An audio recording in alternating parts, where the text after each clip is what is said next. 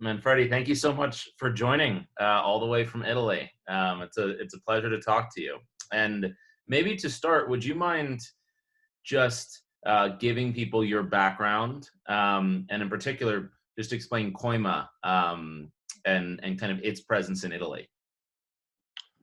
Thank you, Brandon, for the invitation and for sharing views and experience in this so challenging circumstances for all of us around the globe. To give you some basically initial introduction from me and COIMA. Basically, COIMA is only working on real estate, and we have an exposure both to private and listed real estate. On the private side, we have a regulated investment management company, today running roughly 6 billion on behalf of global investors from all over the world. So Asia, America, Middle East, and Europe, and obviously from Italy. And if you want, our DNA is very much being a developer. So we've been developing for now over 50 years, and we are certainly in a very developing time in terms of our current pipeline, which obviously raise for us a very sensitive point of view in terms of how behavior change, and therefore how the product will change, and therefore how each of us has to adapt and evolve in order to match a different environment in terms from the consumer perspective.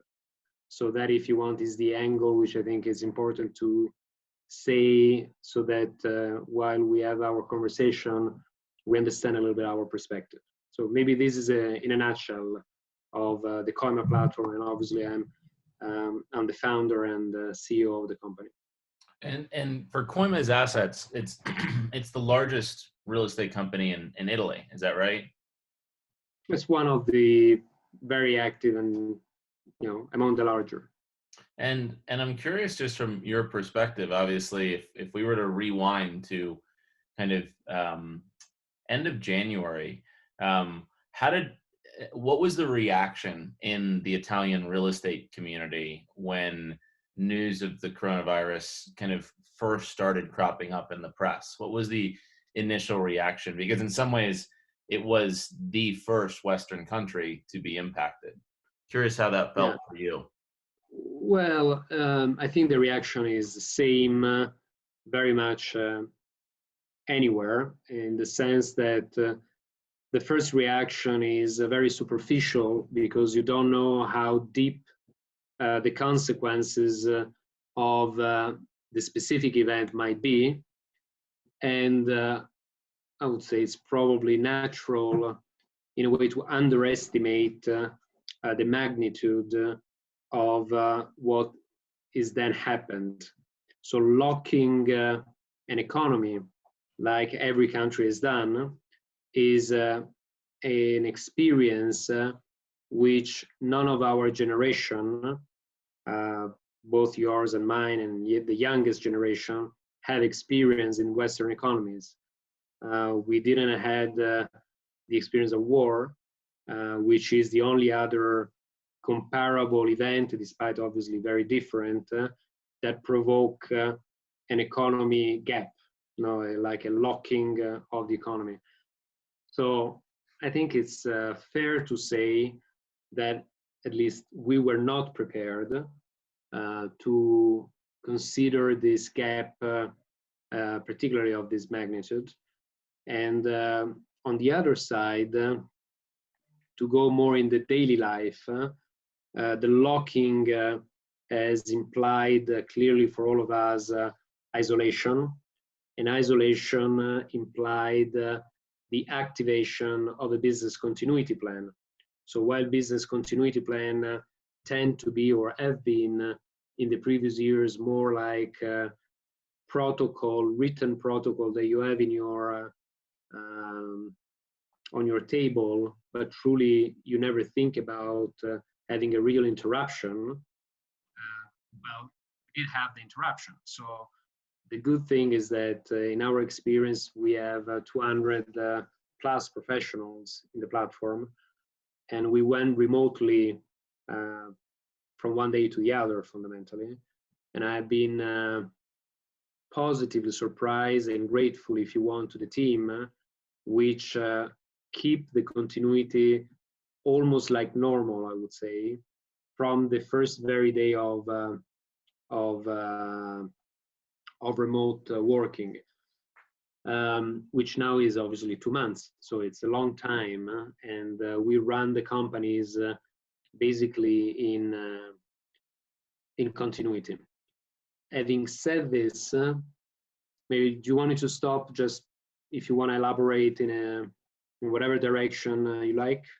Yeah, maybe I'm just curious now from your perspective, in many ways, Italy's 2 to 3 weeks, ahead of the US. It seems like kind of in this crisis. And so how has the Italian real estate industry and how have Italian tenants reacted to, opening the economy? And what is the current thought process around how both to do that practically and how to do that safely? Yeah, well, first, if you want, during in my mind, the time, which obviously is a fundamental variable in assessing anything for the future, in my mind is really much, you can split in 3 phases. One is what I would probably define as the off time, and the off time is the locking, unlocking, and truly, if we have to pick a number, probably the number is 3 months, 2 to 3 months, this period. And so right now you don't think you're through that, meaning we're still in the full closure period, you think, in Italy? Well, as of today, we are in Italy, we are in the locking period. So we are in the off time, but we are about coming out of the locking period, because despite it's not yet announced by the state, the unlocking date is expected to be on May 4th. And so Italy is about finishing phase 1, meaning the off time, and entering phase 2. Phase 2 for me is what I define as a slow time. It's a slow time because you restart the economy, but you restart the economy not obviously back to normal, because there will be protocol to respect, like everywhere in the world. So I don't think I have anything to add, but social distancing is clearly the first and fundamental substantial change. And the slow time period, none of us will know how long it lasts. My personal assumption is that it's not going to last less than 12 months. And the reason why I picked this number is because the only way to know for sure the end of this period, if there is a vaccine, and finding a vaccine and implementing a vaccine and distributing a vaccine will require time. The risk of the phase 2, in the way I define it, is if you have a go back to relocking. And obviously, as we already saw from other cities and countries, this may well happen, and it's probably the higher risk. So we have a second phase, which is, I call it 12 months. I doubt that it will be shorter.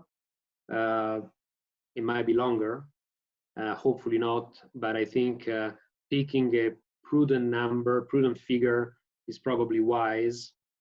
And then we have a third phase, which is let's go back to the normal, whatever normal will be redefined, but as closer as possible to the normal we had, but this is very much depending on some major fundamental questions that we have in front of us, and obviously I'm happy to share with you our view. So back to your questions, moving from phase 1 to phase 2 is a little bit the current priority.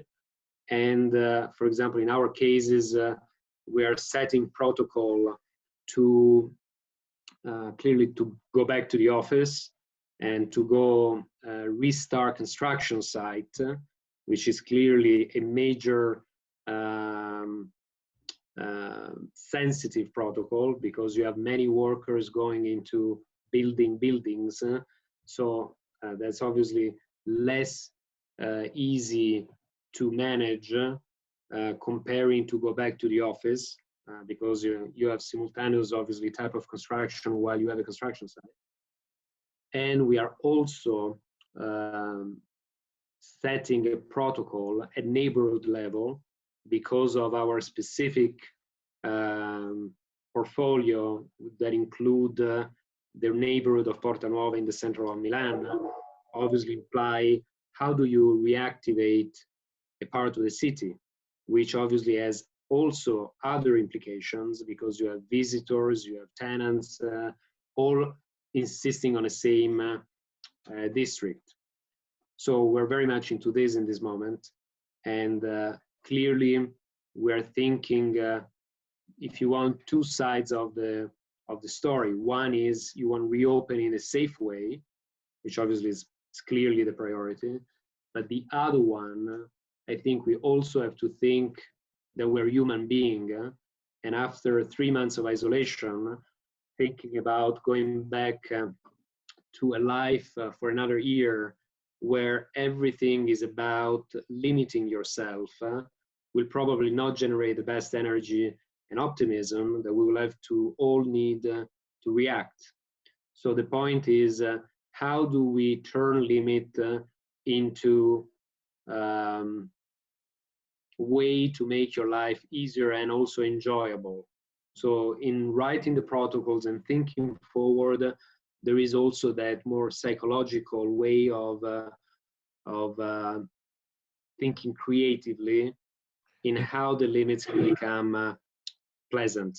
What's the level of collaboration between local governments, the national government, and then real estate owners? I'm just curious, like, what does that look like in defining how people actually go back to work, go back to buildings? Well, I don't have the answer, because as I said, the unlocking phase has not yet started. But certainly, I think it will be pretty heavy in a way, because the social distancing, let's think now to our daily life. Now you go out of your house, you have to have a mask on your face, you have to be careful in staying at least 2 meters or so now from the others. You go to your office, and maybe someone will test your temperature. You cannot go in the elevator with many people, so you might go by stairs, but you don't want to cross people. You want to go to your desk, and you want to be the distance with the others. So in many ways, it's going to be kind of heavy, very different from the previous experience. So that is the reason why I was thinking, and we are thinking, how can we make this experience as easy and less oppressive as possible? And I don't think the answer is smart working, because smart working, of course, facilitate and is important and will stay for sure, but at the same time also that is the isolation. So I don't think that What fixing what we have. just quickly, what is smart working? I'm not familiar with kind of how you define that term. Well, simply remote working, meaning working from your house and stay connected. So simplistically, just work from distance, not in the office. Right. And do you think, I'm curious from your perspective, you've obviously considered how technology at the building level, at the asset level, can make for a better tenant experience, kind of pre-COVID, obviously, pre-crisis, pre-public health considerations. To what extent do you think, and I'm curious, just within Italy in particular, because it was the first country impacted, to what extent does this change the psychology of real estate owners to adopt technology that gives them a better understanding of how tenants are engaging with their assets? So kind of smart buildings as a term that's used a lot here in the US. Do you think this increases the interest of real estate owners in making their buildings more aware of how users are engaging with them? Well, let me answer first by telling you the way I interpret this crisis, because this is probably we can define it as a sanitary crisis because of the virus, but immediately has turned into a profound economic crisis, which has highlighted the weak side of the globalization, which ultimately is a matter of the crisis of the system. And if you think for a moment why it has become a crisis of the system, and I'm referring to globalization, is because the weakness that emerged is the same item that probably we would indicate as the strength of globalization, which is connectivity. If you think the result of being connected with the magnitude of the pandemic crisis, make all of us, I believe, thinking about what's going to be the future. I don't think the future will be disconnecting, but imagine that if in this moment, in addition to the pandemic situation, we would have a serious virus crisis of the net, of the digital world, what could happen? So we probably are, all of us, in love with technology, in the sense, maybe love is a big word, but certainly we understand how important is this infrastructure. But this experience probably should make us thinking that if we use technology as if it would be a very safe and strong infrastructure, maybe we would run the same mistake that we're just experiencing in the physical world. Yeah. Where at the end none of us were thinking, oh, by the way, tomorrow morning we can have a virus that become such a major crisis. Maybe someone of us, Bill Gates, whatever, raise the flag of potential problem of connectivities of this kind, for sure, but none of us really decided to do, so what? Let's invest money in healthcare system to create contingent plans. So none of us have done it. And the crisis that each country is doing, America, China, Europe, each country of Europe, is because we didn't do anything. Mm-hmm. So I think going back to technology, which was your question, I mean, for sure, what is happening will accelerate the demand for digital infrastructure that can be used for obviously many functions that will make our life better. But I think we should be careful in not go too much on that, and most importantly, design it in a way which is truly strong. And what if failed? So it's about the risk management of the failure, which needs to be reassessed all over the globe. Just not to answer in an obvious way, meaning, of course, there will be more technology. I think it's a bigger theme. I actually think it's a really interesting point, which is the parallels between globalization and kind of the interconnectivity of the workforce and people, right? Like this virus was imported to every country, right? Like this has been imported and now it's being re-imported back into Asia now as the second wave is hitting. And you think about the interconnectivity of people physically is obviously far slower than the interconnectivity of us digitally. I mean, you're in Italy right now, and I'm in Utah, and this feels seamless. And I imagine this does change how both cities and real estate owners and just generally the private sector looks at major technology infrastructure investments. Like, for example, 5G, right, which has been a huge initiative in Europe and the US. There are reasons why I think countries and companies will want to maintain some level of control, a discreteness to their assets or their geography. And that applies not just to the physical world, right? Borders are closed today, and there's reasons for that from a public health consideration. But I can imagine there'd be reasons for that digitally as well, that we actually want to maintain some level of control at a company level. That's a really interesting perspective.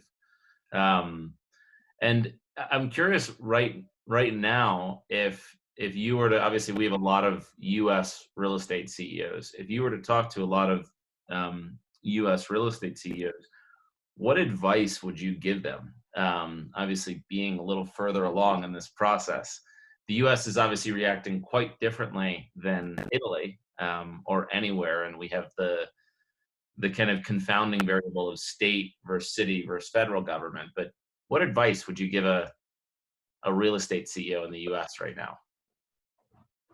Well, giving advice, I'm not very good in giving advice. And particularly, I don't feel, to be honest, in a position to give advice to anyone, because we have more questions than answers in many ways, but maybe more to share thoughts.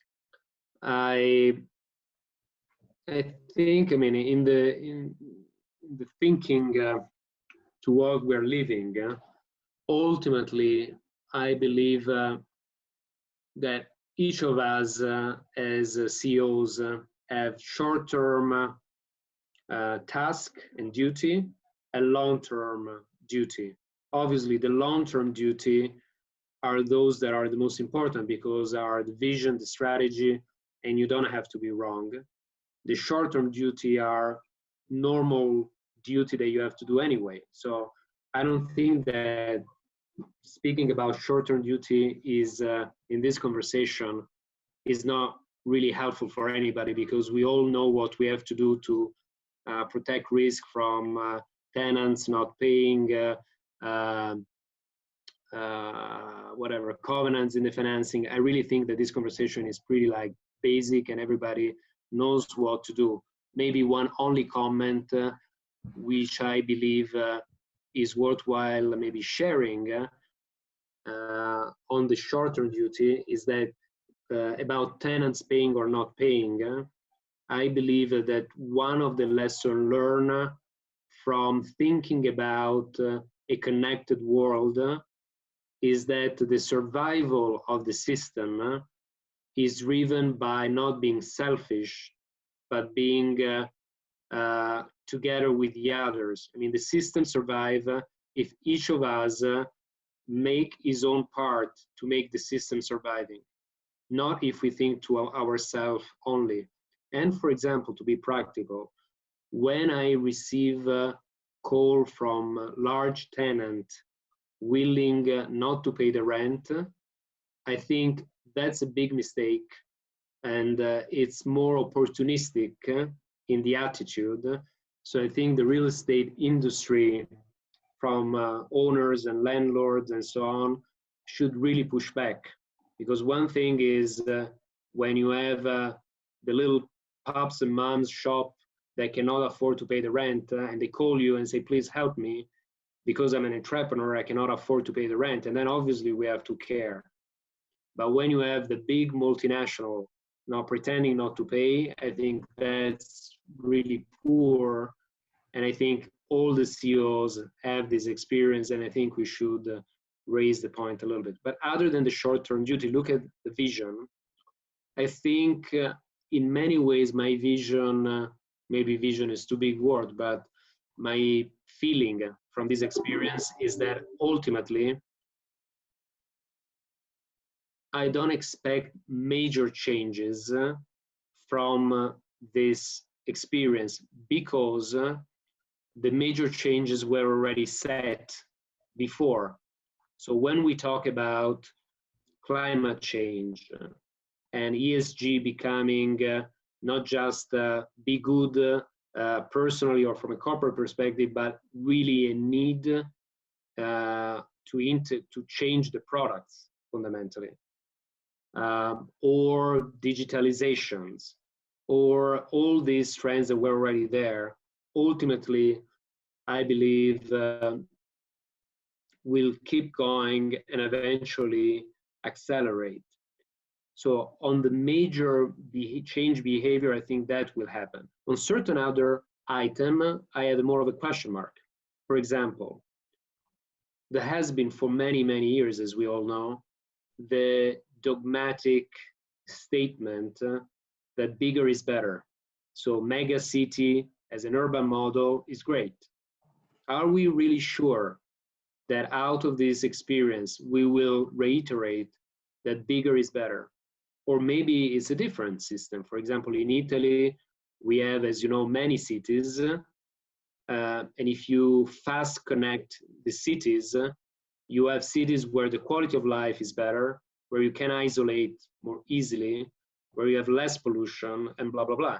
So is it really the mega city model the winning one? Or maybe there are other models that might be interesting. That's one question mark that I have. Another question mark that I have is we went through, as we all know, a period in the last few years where the business model where how can I make space use even more intensively than before? Because you have now the sharing, the co-working, co-living, with a little bit of the excuse of let's stay all together, let's create a community, let's love each other, let's drink beer together. Now, at the end, from a real estate perspective, you are reselling the same square meters multiple times. So it's a heavy model of use of the surface. Is that going to be the future? And probably this is a question mark. I'm not prepared to say yes or no, but I would probably question what really corporates would like. Now, probably all of us will want more safety. So safety, I think, is probably something that will stay for more than the 1 year that I was guessing, but it will stay for longer. So, safety means a space that is controlled, that is operated highly professionally, that is measurable. So I'm not sure that if you don't have these criteria and performance in your track record that you can prove that you will be that it will be easy to attract tenants or residents or so on. So I'm sure that on those two major points, some changes will happen. Yeah, which will not change direction, but we'll have to rethink some. It's funny. I've had a lot of conversations with CEOs now, all over the world, and what are the major insights kind of coming out of this? And the consistent theme is exactly the second point you just made, which is there was this very intense drive to densify space, right? That co-working, co-living, short-term rental, all of these were kind of technology-enabled phenomenons that took, commercial space, any space, and said, let's use it more intensively. Let's put more people in it. Let's drive more economic value by putting people closer together in it. And I understand that is a simplification of what co-working or flex office or co-living means. There are elements of community and collaboration that are also intertwined in that.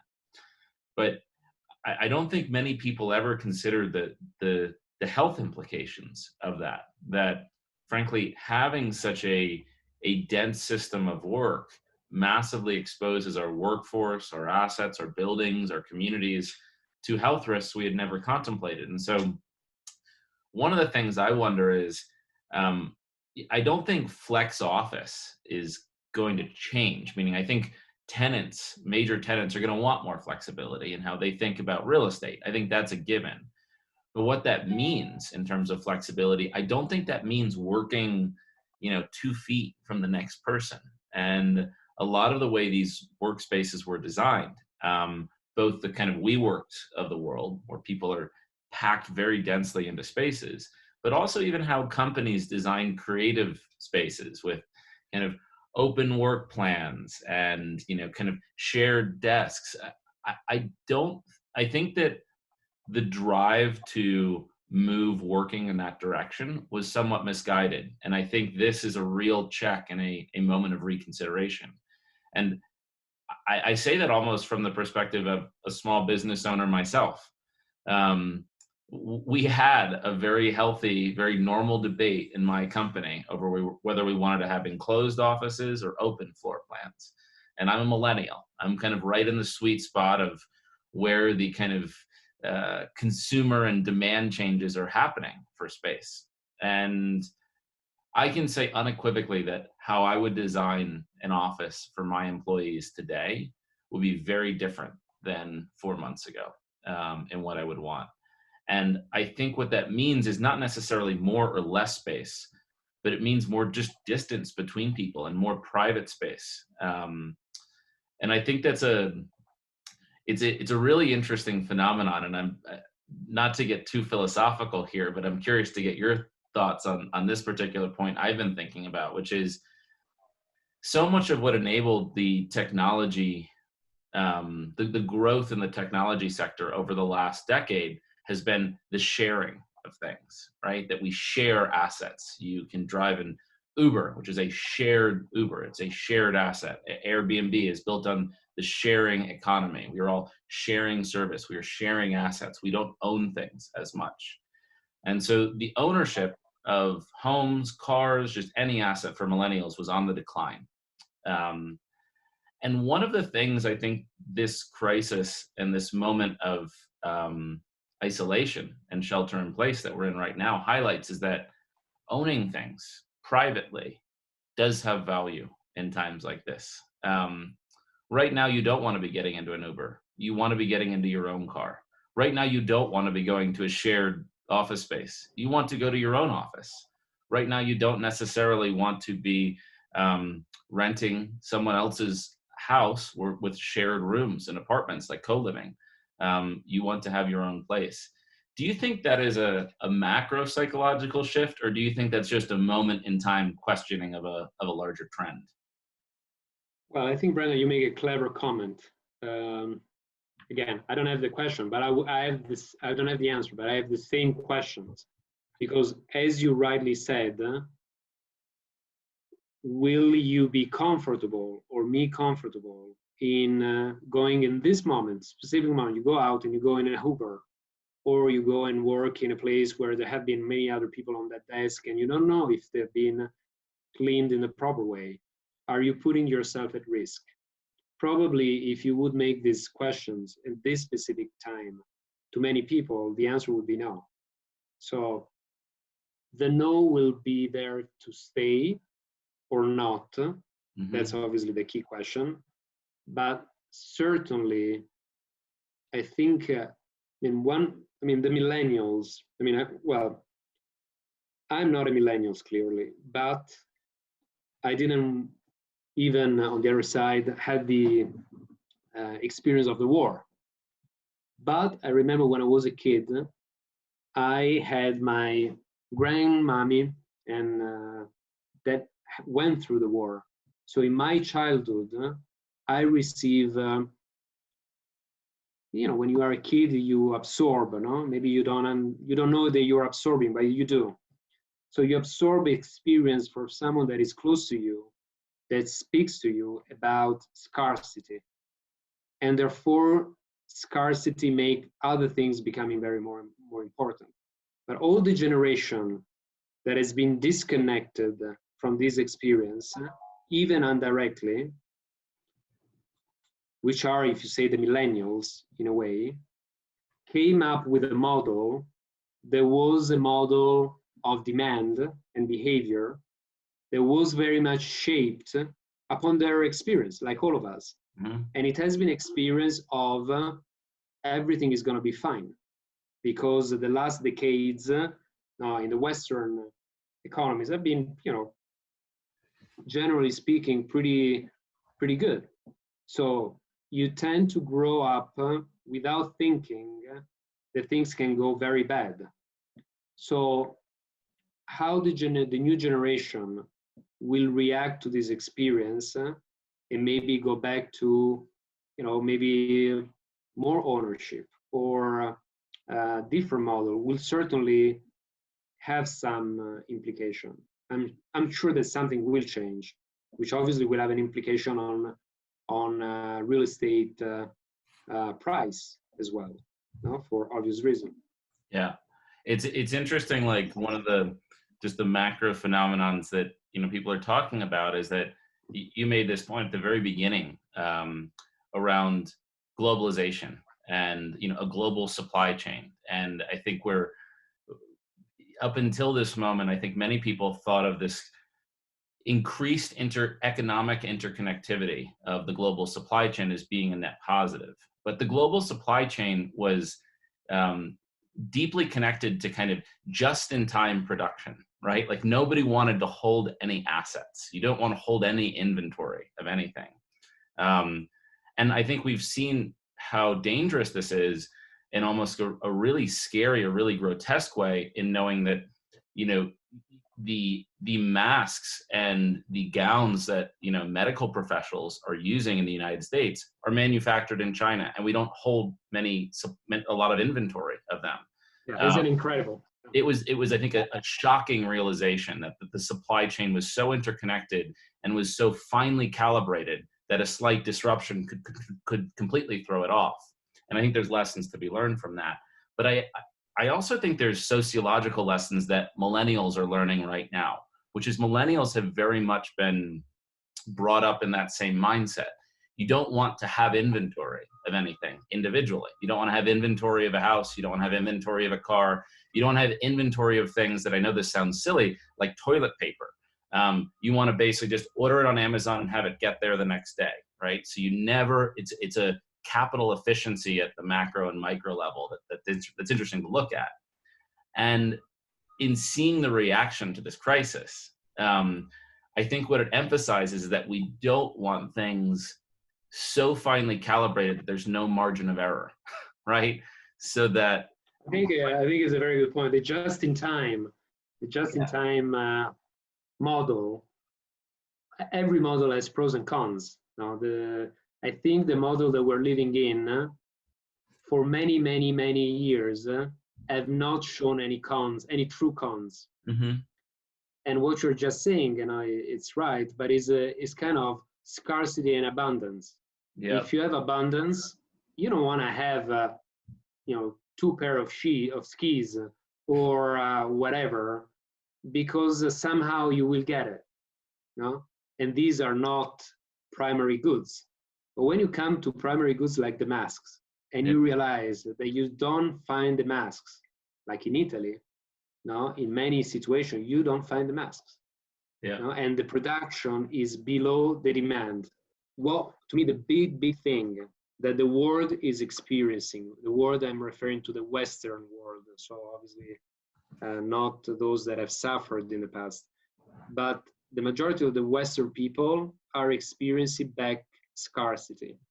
Yeah. And scarcity is a big thing because it has implication in behavior, and as you were saying, when I went to the grocery, I have 6 kids, so You can imagine what does it mean. But I went to make I want to buy food, and for 8 people plus my wife and me for many days. So I want to do exactly the opposite of scarcity. I want to create a contingent plan. Right. So I think this is the conversation we're having, and is applied to everything. Yeah, I think it completely applies to everything, and I think it has really unique implications on real estate because, well, you can make a N95 mask anywhere in the world, right? They can be made in Italy and kept for Italy. They can be made in the U.S. and kept in the U.S. Or they can be made in China, and there can be a global supply chain. But the interesting thing about real estate is you can't make more buildings in Milan, or you can't make that many more buildings. So there's a finite supply of buildings.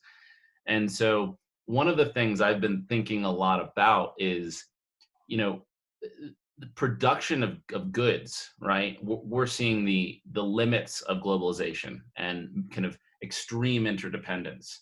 But real estate is this unique asset because you can't move a building. They're not making more oceanfront property in the US. They're not making more land. They're not doing the same in Italy as well. And so as you think about companies and people reconsidering what asset ownership means to them, real estate is so unique because there's a fixed supply of it to some extent. And I think that the demand trends will shift because I think the imperative to own a home or to own an asset is just higher because you realize like there is value in having things. Having things that you truly control, right? That you're not dependent on a supply chain, and that are not replaceable, or where you're not exposed to supply chain risk on. So, and I know we got very philosophical with this, but but I think it's a very good, it's a very nice conversation, and actually it's not really philosophical at the end, because it's the consequence of an experience. It's a real experience. I mean, it's a scarcity experience, and each of us will ask yourself, wow, so each of us experienced something that you don't want to experience. Yeah. So you will ask yourself, how can I avoid in the future to be in the same position? Yeah, I think one of the things that we're trying to think a lot about is coming out of any crisis. There are massive behavioral changes, right? Just in how consumers and how companies look at demand for any asset. And we have this additional variable of technology was already accelerating that in ways that we had never seen before pre-crisis. And you have the convergence of these two things. And real estate is probably the most idiosyncratic industry because of what I just mentioned. It's limited in supply, right? That there's only so much real estate in Milan. I can't make a building in Milan here in the US. It has to be there. And so there's just really interesting thought exercises around what the technology trends that we took as like these given inevitabilities, like short-term rental and co-living and co-working, whether they hold up to the test of time in a post-COVID world. And it's not that they disappear. It's just I think they change a lot. So anyway, well, I appreciate you taking the time to chat with me all the way from Italy. So I appreciate it too. It was a good conversation, and also you gave me a few interesting angles. I think the just-in-time model and economy as a service, rather with shall we go back to owning or what? I think it's an interesting question. Well, let me thank you so much for joining, and I appreciate it.